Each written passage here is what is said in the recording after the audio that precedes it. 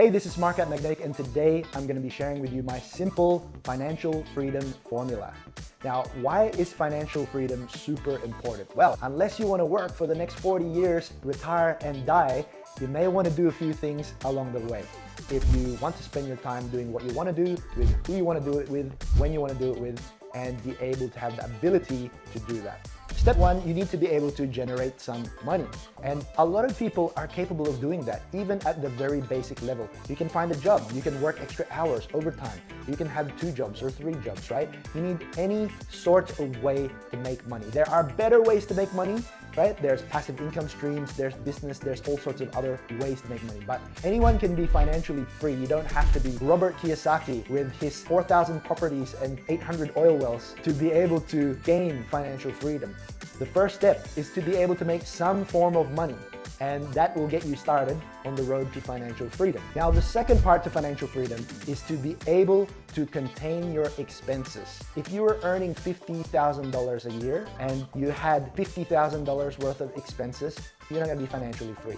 If you made $1 million a year and you had $1 million worth of expenses, you're not gonna be financially free either. So the second part is to be able to contain your expenses. I don't know if you've followed some celebrities who have gone broke, some athletes who have gone broke. Like, for example, Mike Tyson is a good example, right? He made over $40 million in one fight, on numerous fights, made $300, $400 million in his boxing career and lost it all and had to start all over again. Right? If you don't contain your expenses and you start buying tigers and multiple mansions and cars for people, then you're gonna struggle no matter how much money you earn. So if you wanna be financially free, you've got to be able to contain your expenses. So the third part, once you've made some money and once you've been able to contain your expenses, of course you need more money than you have expenses, and then you have some money left over. And this is where you can invest the money and you move from you working for money to money working for you. And in order to do this, yes, you have to learn about investments. You have to learn what to invest in. You have to learn how to make the right investment decisions.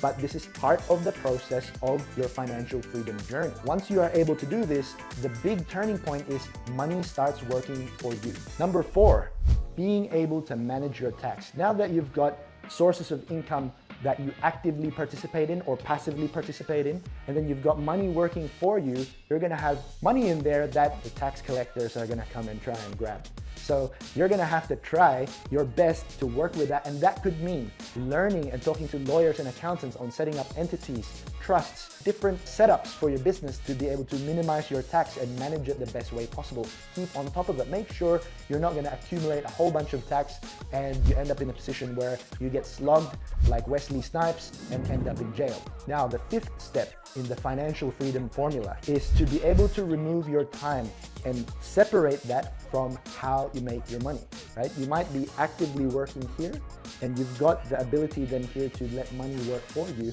The more you can do this, the more you detach how you make your money and how you spend your time. This is when the financial freedom starts kicking in, because you're taking the time away from the ability or the need to earn, and this is where the freedom comes in, because you don't have to be working to make money. You can be doing other things with your time while something else is making money. So on the topic of making money, I'm not sure if you guys have heard of a guy whose name is Robert Kiyosaki. He is the author of a book called the Cashflow Quadrant. And he has this chart that I really like to use.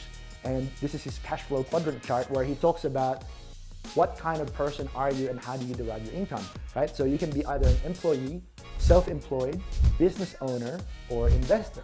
Now, why is this important? This is important because 95% of the people sit in this bracket, in this half, but only 5% of the wealth is here. Whereas 5% of people are doing this, and 95% of the wealth is here, right? And so the reason why this is really good to look at is to look at the quality of how you earn your income.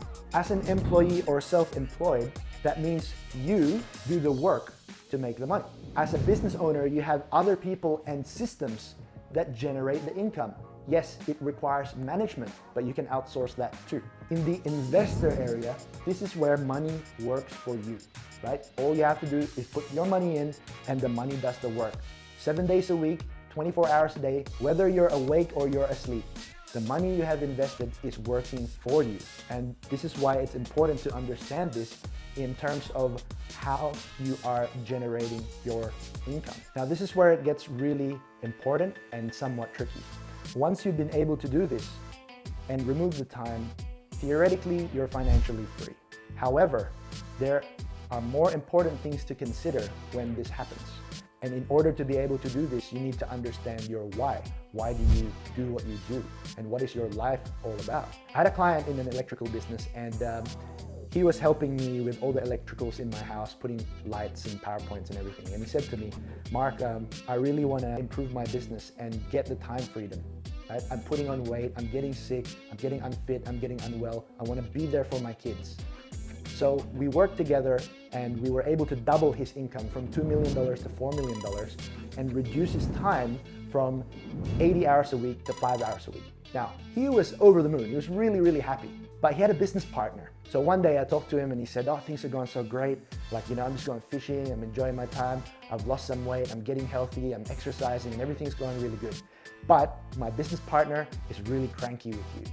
And I said, whoa, what happened? Like, we've doubled the income, the profits through the roof, and everyone's making more. What's the problem? And he said, well, he doesn't know what to do with his time. All he does is he goes to work every day and he's sweeping the floor. And he's cursing, going, why did he do this to me? He's now made me useless in my own business. So he removed the time, but he didn't find the fulfillment.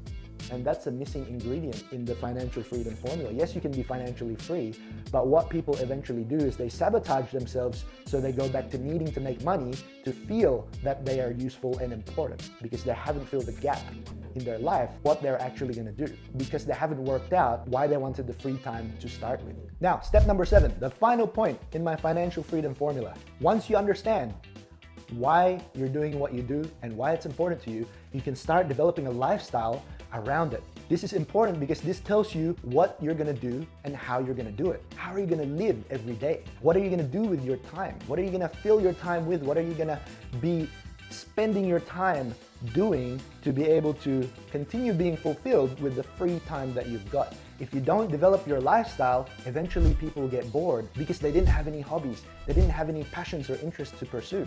Even though you know why you wanted it to start with. You want to free up time so you can get into some hobbies and travel and do things, but you don't develop your lifestyle properly, you'll eventually start getting bored and you start needing to go back here again. And there's no problem with that. At least it's a choice.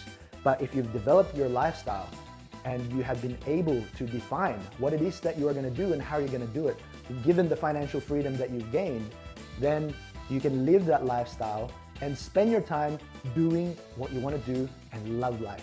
Folks, that is my financial freedom formula, 7 steps to financial freedom, very high level. Yes, there's a lot of things you got to do to make that happen.